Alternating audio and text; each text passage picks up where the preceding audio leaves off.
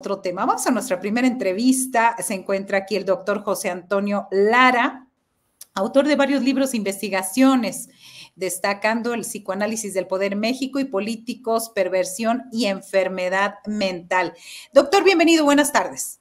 Estimada Marta, muy buenas tardes, un gusto saludarle, ya ratito que no nos comunicábamos y me acordaba mucho de usted, porque Gracias. hace muchos años, justo en el segundo año yo creo que de Obrador, de que llegó el presidente, en uno de sus programas allá en Tamaulipas, me preguntaba el equipo, que en esa ocasión me entrevistó, que quién iba a ser la nueva presidenta, empezando el sexenio casi de Obrador, y les comentaba yo que Claudia Sheinbaum, y me decían en aquel entonces que era muy temprano. Bueno, ustedes me habían preguntado que era muy temprano, pero que sin embargo valdría la pena echar esa moneda al aire para ver si esta Claudia iba a ser la designada por Obrador, y ya desde aquel entonces nosotros veíamos que evidentemente así iba a ser. Me he acordado un poco de eso y de algunas otras entrevistas que hemos tenido. Un gusto, estimada Marta, estar con ustedes en el programa del querido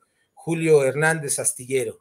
Así es, gracias, doctor. Y justo esto, yo le quiero preguntar sobre todo lo que usted ha hablado sobre políticos, perversión y enfermedad mental, pero sobre todo, ¿cómo observa usted esta organización de la ultraderecha que al final me parece que está bastante marginada? Sin embargo, de pronto como que arrecia la organización. Estaba invitado a este evento de la ultraderecha en México el presidente argentino Javier Milei. Siempre no asistió, pero ¿qué significa en el escenario político esta reorganización de la derecha y qué busca? ¿Cuáles son sus fines? Bueno, yo creo que habría que ir contextualizando un poco. La llegada de Andrés Manuel López Obrador, eh, deviniendo de un movimiento de izquierda, de un movimiento que no se fraguó hace 6 años, sino durante muchos años y en muchas luchas. La idea de poder llegar al poder y posicionar un pensamiento de izquierda y que se empieza a materializar con Andrés Manuel López Obrador, y esta materialización no solo en el ámbito político, sino en lo que me compete en nuestros comentarios que hacemos a lo largo de este tiempo, permite la llegada de un pensamiento, de una ideología en que tenía muchos años aguardando poder llegar a un espacio público, el bienestar para los pobres, primero los pobres, el apoyo a los más necesitados, a las más necesitadas, pensar la economía desde un lugar distinto, pensar el asunto del petróleo, los energéticos desde un lugar distinto, volver a recuperar los discursos ligados a la identidad, a la cultura, tratar de reconstruir una identidad que con el sistema neoliberal se había ido perdiendo, se había estado diluyendo para convertirnos en quién sabe qué cosa, en un amasijo de ideas, etcétera, etcétera. En ese contexto llega Andrés Manuel López Obrador con un discurso distinto, un discurso que cuestiona, un discurso en donde se le empieza a cobrar impuestos a la gente que no pagaba impuestos, y me refiero a los más poderosos de este país. Se regresa a pensar los bienes nacionales como algo fundante, como algo identitario del mexicano. Entonces, la derecha, que siempre toda la vida ha estado del lado del dinero, del lado de los poderosos, del lado de los que se esconden para no pagar impuestos, como Ricardo Salinas Pliego, del lado de la gente impune como la REA y tantos otros que han hecho muchas cosas horribles en este país, que han saqueado a este país y que han encontrado en los políticos siempre un contubernio, siempre han estado pegados a estos políticos, y ante la llegada de Obrador, ante esta porque no lo podemos negar. Yo creo que el hecho de que Obrador haya logrado cobrar impuestos, ya no condonar impuestos, poderle repartir el dinero a la gente que tiene todo el derecho de tenerlo, etcétera, entre otras cosas que son muy importantes, ¿no? El asunto del huachicol, por ejemplo, ¿no? Pues cuántos políticos, Madrazo, Peña Nieto, Montiel mismo, metidos en el negocio del huachicoleo, políticos de Hidalgo, ¿no? Incluso por lo menos llevar a la cárcel un rato a Murillo Karam, el cacique de Hidalgo, un sujeto verdaderamente monstruoso, megalomaníaco, asesino, ¿no? Lamentablemente ahorita fuera de la cárcel. Pero bueno, en ese contexto la derecha buscando siempre volver a posicionarse, buscando siempre estar detrás del telón de los presidentes, buscando manipular, buscando controlar la agenda político-social, incluso educativa. No podemos de ninguna manera olvidar que la reforma educativa de Enrique Peña Nieto, por decirlo menos, una reforma educativa neoliberal, completamente empresarial, completamente domesticadora de los niños y de las niñas de este país, que se impone a los maestros a punta de pistola, a punta de sangre, en donde se priorizan conceptos totalmente empresariales para la construcción de mano de obra que pudiera estar en las empresas sin chistar, sin ningún pensamiento crítico. Esa reforma, por ejemplo, construida, los grandes negocios de los libros de texto de las editoriales transnacionales y de los pseudo intelectuales como Enrique Krausen, como Héctor Aguilar Camín, como Castañeda, que estaban metidos en la elaboración de los libros de texto anteriores a los que ahora se proponen en la nueva escuela mexicana. Imagínense desde dónde estaba la influencia de estos sujetos. Bueno, en ese contexto, esta derecha que todo el tiempo, esta ultraderecha amaciada en amaciato con el yunque, por ejemplo, panista, que en este país ha tenido mucha fuerza, tiene incluso todavía algo de fuerza, pues en este contexto de cosas, esta ultraderecha buscando regresar, buscando volver a poner su interés económico por encima del interés público, del interés del pueblo, esta derecha que viene a espantarnos con el petate del muerto para seguir controlando, para seguir llevando a la gente a un brutal consumismo, para seguir tratando de imponer la idea de que la felicidad tiene que ver necesariamente con el dinero, con el tener. Todo esto, sí que Milei es un ejemplo clarísimo, ¿no? Claro, también habría que contextualizar porque en Argentina el fracaso de las políticas de izquierda me parece que le abre la puerta a sujetos completamente desquiciados como Milei, que evidentemente muestran cada que están frente a las cámaras lo que es el desequilibrio mental y cómo una persona con una fuerte sociopatía puede llegar a ser presidente de un país tan maravilloso y hermoso como lo es Argentina. Pero bueno, regresando a la pregunta muy en concreto, esta derecha no ha dejado, no ha cesado, por lo menos en nuestro país, de querer buscar el contubernio, de querer regresar a estas políticas neoliberales, de ser los que controlan los medios, bueno, de hecho los controlan, de seguir siendo impunes ante el cobro y el pago de los impuestos que debieran de dar, seguir engañando a la gente. No se nos ha de olvidar el gran problema que se tuvo para el etiquetado de los productos, que denuncian de una forma u otra cuánto dañan al cuerpo, ¿no? Llámese Coca-Cola, llámense estas empresas que impunemente se manejan en este país, siempre aliadas de los grandes poderes, ¿no? Políticos. ¿Qué es lo que buscan? ¿Qué es lo que quieren regresar? O sea, allí estaba su candidata Xóchitl Gálvez, enarbolando una bandera de derecha. Ahí están los Alito, ahí están los Maco Cortés, ahí está Claudio X González, que es el que pone el dinero, ahí está Latinus controlando estos medios informativos bastante desquiciados que se han dedicado a golpear, a contradecir, a engañar. ¿Qué buscan? Pues buscan regresar, buscan impactar. Perdón, Marta. Sí, sí, sí, impactar en esa parte. A ver, y yo quiero ir un poco en lo concreto, doctor, en esta parte, en este análisis que está haciendo usted.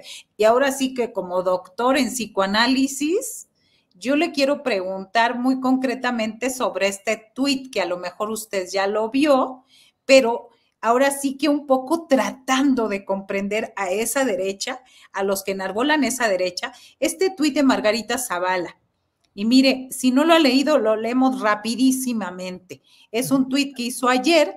Dice, hoy es un día distinto porque amanecimos con un golpe de Estado perpetrado por un tribunal electoral al que yo no le tenía ninguna esperanza. Quizá tenía algo de ilusión, pero no esperanza. Gracias a Janino Tálora por su exposición y su decisión valiente. Los otros magistrados del tribunal electoral no solo fueron cobardes, sino también humillados. Minutos después de la decisión del tribunal, el Partido Verde le devolvió sus diputados a Morena. Eh, ¿A qué le suena esta? A mí me parece como muy dispersa, pero bueno, yo no soy doctora en psicoanálisis.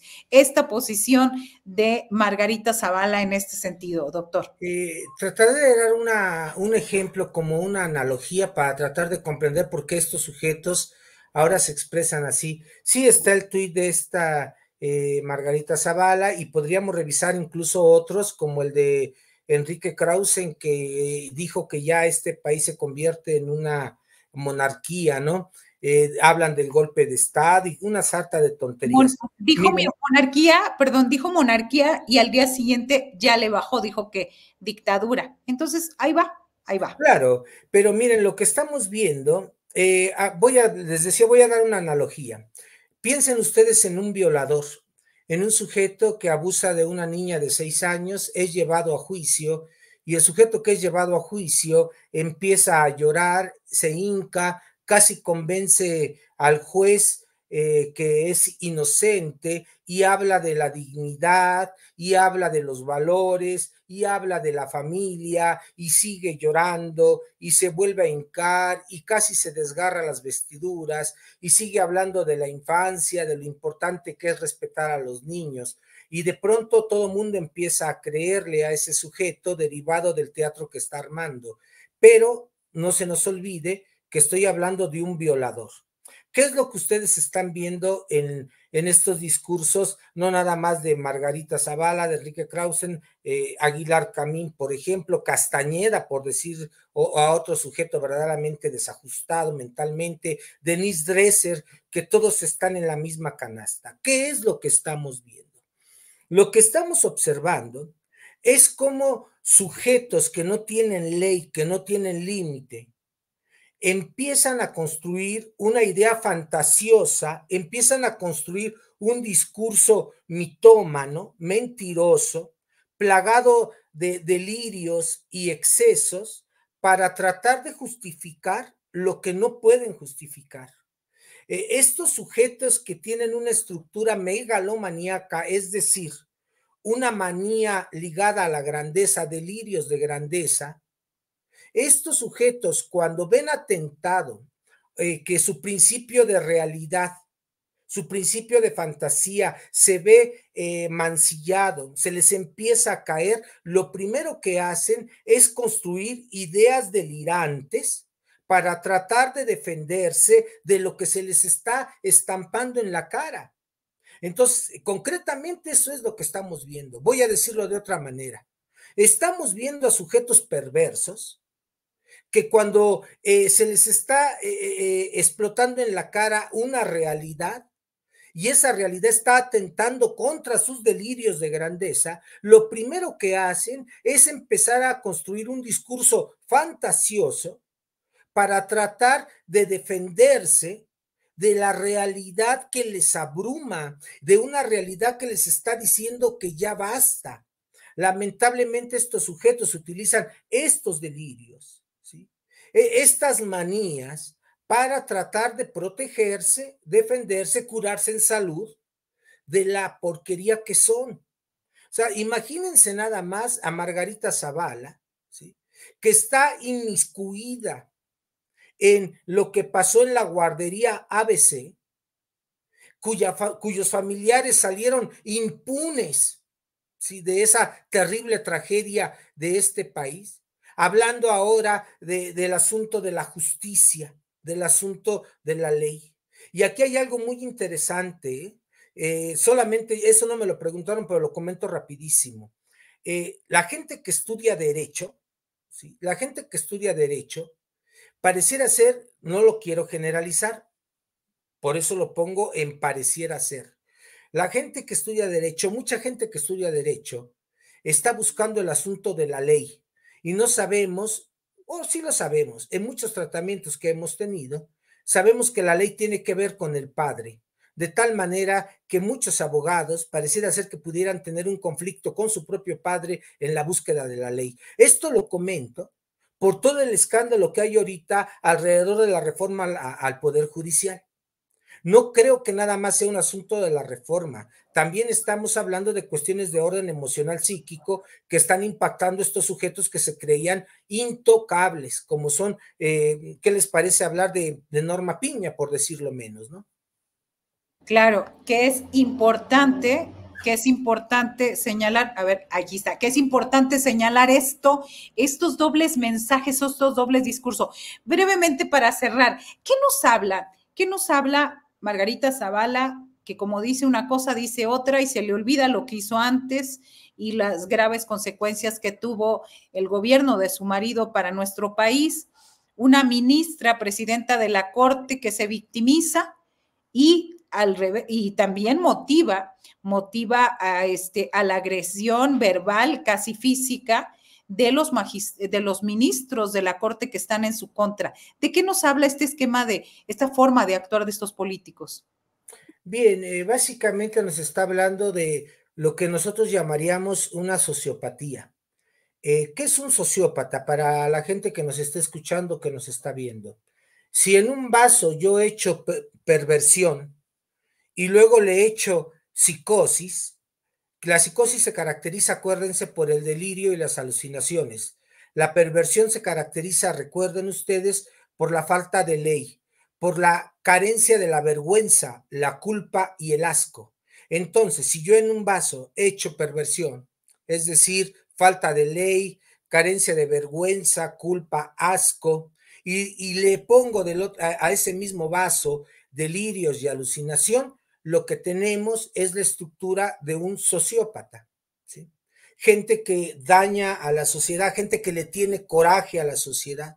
Y ustedes pudieron observar y pueden observar cómo los discursos de esta gente bastante clasistas, ¿sí? Bastante racistas, enarbolan todo un odio, un coraje ante los que no piensan como ellos. Cuando venían las famosas marchas rosas, ustedes lo que veían ahí o lo que veíamos ahí, por ejemplo, eran mensajes verdaderamente atroces en donde se invitaba incluso a matar, a asesinar. A eso nos referimos con la sociopatía. Entonces, ¿qué es lo que tenemos ahorita? A sujetos sociópatas, ¿no? Que están expresando con sus comentarios odio a aquellos que están desde su óptica completamente perversa en contra de sus pensamientos y lo que buscan es azuzar a la gente para el odio, para la agresión. O sea, son gente deseosa de la sangre, de la muerte. Son gente que desde los medios masivos de comunicación incluso se agarran de la cantidad de muertos, no porque les interese el hecho de la violencia, lo que les interesa es el morbo de la sangre para la manipulación de la palabra, para la manipulación de la noticia. Estamos ante eso y eso es complicado, es peligroso, porque imagínense ustedes que este tipo de gente y este tipo de discursos de pronto topen con personas que también tienen un trastorno. Claro. Y si topa con esas personas que tienen un trastorno, pues tendríamos que cuidarnos porque no sabemos si incluso sean capaces de un atentado, por decirlo menos, ¿no? Por decirlo menos. Esperemos que no y esperemos que al menos ya lanzando estas alertas o tengamos claro quiénes son y cuál es su mensaje. Gracias, doctor José Antonio Lara Peinado, por estar hoy con nosotros en esta entrevista. No, al contrario, gracias a ustedes y recordarles que me pueden seguir ahí en las redes como José Antonio Lara me encuentran y recordarles, ojalá se hiciera la posibilidad una entrevista a partir de un muñeco que tenemos para trabajar el autismo, estimada Marta. Claro que Hay sí. mucha Vamos. gente que tiene niños con trastorno del espectro autista y lo que acabamos de sacar ahorita me parece que es fundamental para su tratamiento. Muy Estamos en contacto, estimada Marta. Un fuerte abrazo. Gracias, muy amable. Buenas tardes.